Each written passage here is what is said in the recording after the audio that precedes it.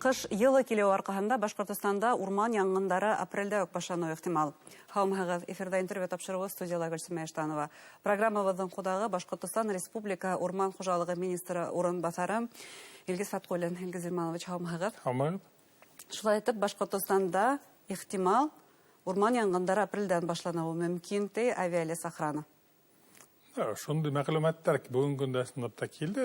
Әйтеп үтәргә кирәк, һуңгы мәгълүматларга караганда апрель азактары май айында бигрәк тә катмарлы ситуация булырга мөмкин. Ни өчен дигәндә, һава температураһы елдагына караганда артыграк бу күзәтелә. Югарырак. Югарырак. Но үздәре шулык авиалес охрананың мәгълүматы буенча был прогноз үзгәрүле ихтимал. Шуңа без ыңгай күренеш булу дип ышанабыз. Шулай да хәвефкә без әзер булырга тиеш. Хәвефкә биттәдер. Бүгенге көндә гомумән алганда без елдагыса урман хуҗалыгы министрлыгы янгын хәвефенә хәвефлеге булган мәсьәләләрне карап, елдагыса без урмандарда янгын булдырмау өчен эшләрне алып барабыз.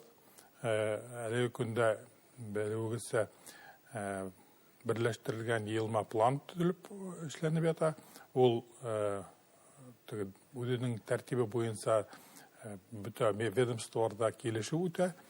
Мин уйлыйм, 20 мартка тиклем ул безнең республика башлыгы белән расланыр дип көтәбез. Был планга ярашлы безнең елдагыса республикала 11 меңдән ашу кеше ошо урман янгыннарын хөндерүгә ялеп итү каларга һәм 3 меңдән артык берәмек техника ялеп итү күз алдында тотыла. Шул ук вакытта безнең төрле ведомстволара килешүләр үтелде бит инде. Шул куртымга алучылар эш алып барала. Авыл советы биләмәләре менән һәм гомумән халык менән без янгынга каршы, янгынды урмандарда гына түгел, урман эргәһендә булган биләмәләрдә булдырмау өчен чараларды өчен эш алып барабыз. Гомумән бuna апрельдә үк башлану ихтимал дип искәртүенең сәбәпләре ул һуңгы елларда сынапта кайбердә янгыннарның апрельдә башлануы белән бәйлелер.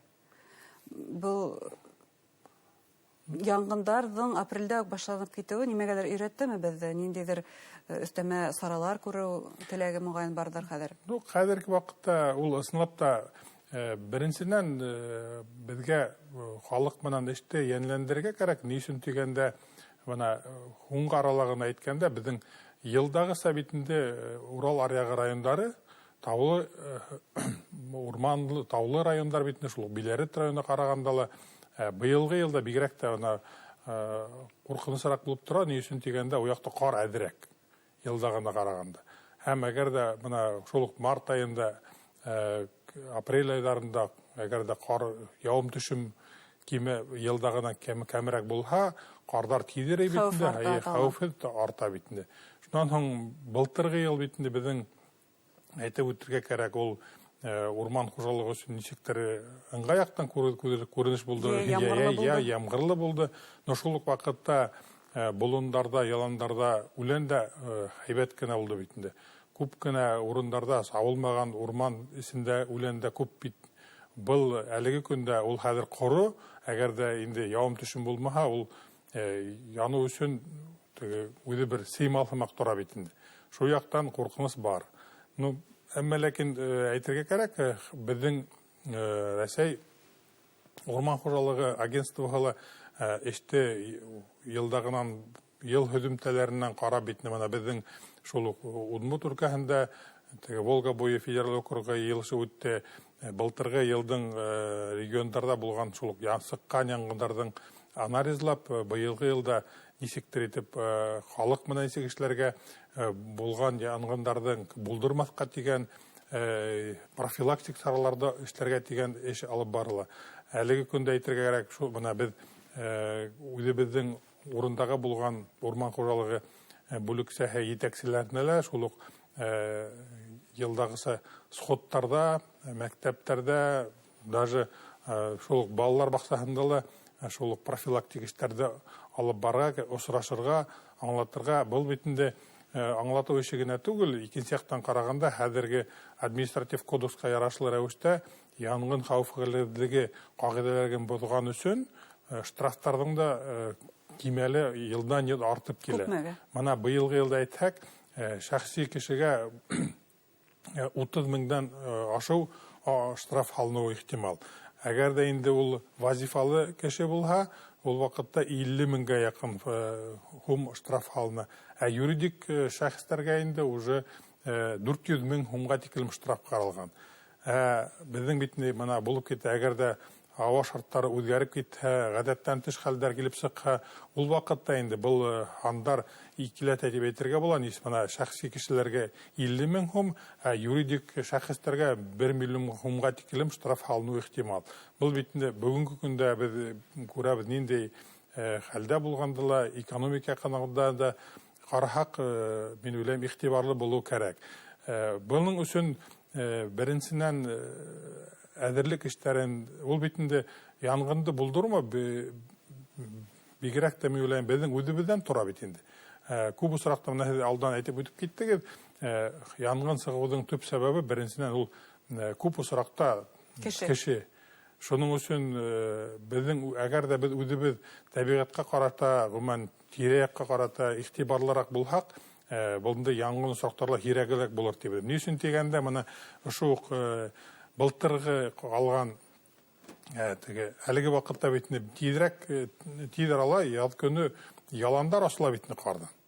Һәм безнең күбрәк басылдарды эшкәртер өчен кергәндә, я бу күздән калган шулык әйтәйек, ниндидер урып йып эшләреннән соң калганда халам калһамы, тукандыру эшләре күренә бит инде. Хәзер тыйла түгелме һәм улар бөтенләй? Юк, алар тыйла, ләкин онда күренештәр бит елдан ел күзәтеп килеп чыга. Шуның өчен әлеге көндә ул искәртү өчен бер авыл хуҗалыгы министрлыгы белгечләре белән дә берлектә ана шулык урында булган авыл хуҗалыгы организацияларына, фермер хуҗалыктарына бу мәгълүматты yetkерәбез. Булдырмакта арендаторларга?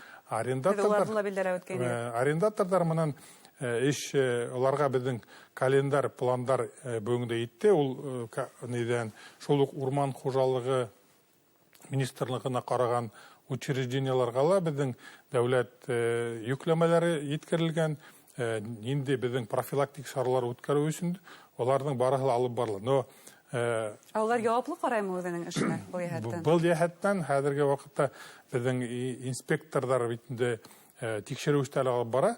Мана ошо 20 мартка тиклем безнең барлык булган шул арендаторлардан дип әйтәйек, кемдәрнең әзерлек эшләрен без уже тикшереп чыгарга тиешбез. Һәм ошо планлаштырылган бердән планда карап, күпме безнең инвентарь бар, күпме безнең техника бар, һәм бына былтыргы елда каралган эшләр башкарып чыгылганмы, һәм шул безнең Волга буенча булган битендә урман хуҗалыгы департаменты, улар безнең тикшерү белән килә. Ошо март атагында ул республиканың урман хуҗалыгы министрлыгы тикшерүне үтәчәк. Ягъни контрольдә тотаһыгыз, Илгиз Илманович. Соңгы вакытта еш ишетелгән фикерләрнең бере Совет усырында урман янгыннары һирәгрәк була торган. Бу хата фикерме? Хата фикер дип әйтмәйм. Бында бит инде ул янгыннардан хәзер кәмрәк булгандыр дип уйламыйм. Ни өчен дигәндә, анда янгыннарга хөндерү өчен тизрәк булган. Ни өчен дигәндә, безнең бит инде соңгы елларда мына ул күп тапкыр бу проблема күтәрелде. Урында элек һәрбер мына үдегә дә әйтергә можете, һәрбер авыл биләмәһенә тиклем лесник бар дип әйтәйек. Һәрбер урман хуҗалыгы хезмәтчәннәренең саны күпкә күбрәк ине. Хәзер кылганыска каршы бу хандар безнең меңәрләгән гектарга бер урман хуҗалыгы белгесе күзәтү алып бара.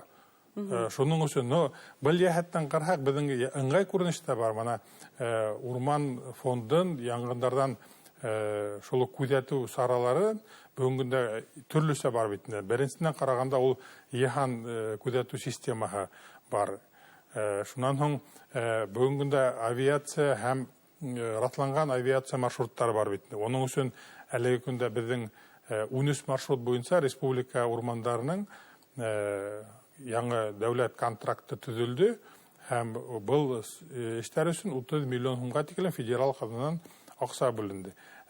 Шул ук вакытта бына без әлегә тикелен дә һөйләгән бар бит инде, хәзер бик һөзүмтәле генә система теге урман һаклаусы, ягъни лесохранитель дигән видеокамералар бит инде урманда без куюды башлагайнык. Әлеге көндә республикада 12 ошондой видеокамера эшләп килә. Ул 1 миллионга якын гектарда урман фонды биләмәһе күзәтү астында тора. 12 камера? Әй, бар. Әлеге көндә безнең тагыла 10 камера кую эшләре алып барыла. 1 апрельгә тикелен был камералар кую бетерергә тиеш. Һәм дуйым алганда безнең 22 камера була бит инде. Ул тизрәк урман янгынын сыганагын табырга, кайда булганын табырга. Беренчедән кайдан булган һәм булар тәүлек әйләнәһен туктамай эшләй бит инде. Арымай, талмай һәм тиз рәвештә ошо янгын сыккан сыганагын күргәндә хәбәр итәргә лә мөмкин, тиз арада хүндерергә була. Янгынның бит иң кәрәге шул вакытында күреп, тиз арада ага игътибар биреп, хүндерү өчен алып эшләргә кирәк. Шул вакытта безнең күп майданга күчмәй. Ни өчен бына таралып киткән урман янгынын ул туктату кыен ул? Бу зур биләмәгә бәйлеме? Беренчедән зур биләмәгә бәйле, икенчедән караганда һава шартлары әгәр булса, янгынга бит инде якын бару хәүфле беренчедән. Икенчедән караганда онда бит якын килеп тә булмай, ни өчен дигәндә югары температура һәм был эштә беренчедән тәҗрибәле белгечләр был эш менән булышырга тиеш. Бездә ирекмәндәр яле бит әле. Ирекмәндәрнең ул файдаһы юк дип әйтеп булмай, ни өчен дигәндә ул шул ут хүндергән вакытта һыу менән башка кәрәк ярак менән тәэмин иткәндә лә бит кеше кулы көч күп кәрәк була. Шуның өчен тагыла бер тапкыр кабатлап әйтеп үтәбез, иң кәрәге бүгенге көндә урманда, ягъни килеп чыккан ул бит табигать булгас, сәнәгать булгас, кеше яшәеше булгас, бүгенге көндә янгын сыкмай дип әйтеп булмай тигезгенә. Ул һава шартларына бәйле, ул кешенең гомумән урман менә хәзер әгәр дә кеше бит инде кыш айынан һуң теге һаухап тора, яз яннан табигать май айында уже үдебез дә белә бит. Кардар эреп, табигатьтә матур көндәр башланса, тизрәк урман яланга сыгырга дигәнем. Илгиз Илманович, әйдәгез булай булгас тамашачыларга теләктәр. Әйтәйек тә, бына ничек тотырга үзеңне урманда? Урманга сыкканда беренчедән янгын хәүфсезлегенә караган кагыйдәләрне мутлак рәвештә үтәргә кирәк. Үзеңә игътибар булырга һәм бына бүгенге көндә урман хуҗалыгы белгечләреме, ул безнең гадәттән тыш хәлләр министрлыгы белгечләреме, ул әйткән кәңәшләргә кулак халырга. Без барыһын да әйтеп барабыз һәм әгәр дә без бергәләшеп эшләһәк, янгындар да булмас, табигать та матур булачак һәм гомумән тыныч тормыш дәвам итәчәк. Зур рәхмәт сезгә, Гамәгөл өчен. Урманды янгындан һаклау тураһында Башкортстан Республикаһы урман хуҗалыгы министры урынбасары Илгиз Фаткуллин һөйләштек. Игътибарыгызга зур рәхмәт.